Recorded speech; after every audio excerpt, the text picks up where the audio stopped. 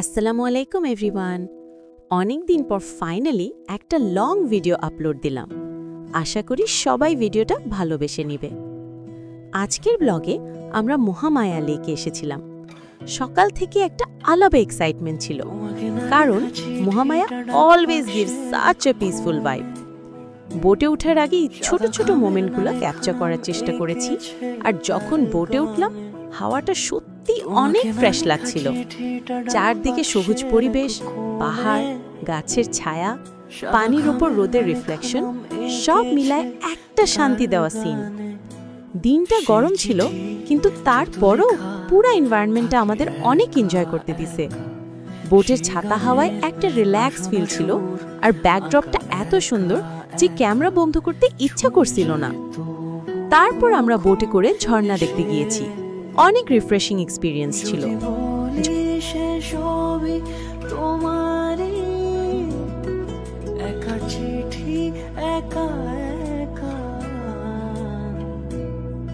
যদি বলি সে সবই তোমারই, একা চিঠি একা একা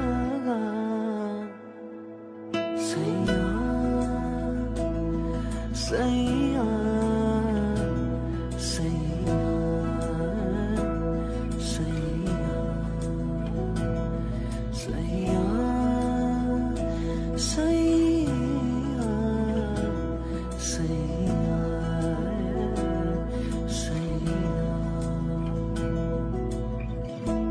মহামায়া থেকে বাঁশবাড়িয়াতে আসলাম।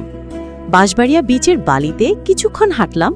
হাওয়া, রোদের সফট গোল্ডেন লাইট আর সি সাইড ভাইব সব মিলায় খুবই ভালো লাগছিল। সূর্য ধীরে ধীরে ডুবতে লাগলো, আর পুরো এরিয়াটা একটা পিসফুল কাম অ্যাটমসফিয়ার নিয়েছিল। চলো তাহলে মহামায়া আর বাঁশবাড়িয়ার এই ছোট্ট অ্যাডভেঞ্চারটা একসাথে এনজয় করি। রেডি? আমি পুরো এক্সপিরিয়েন্সটা তোমাদের সাথে শেয়ার করার জন্যই এই ব্লগটা বানিয়েছি।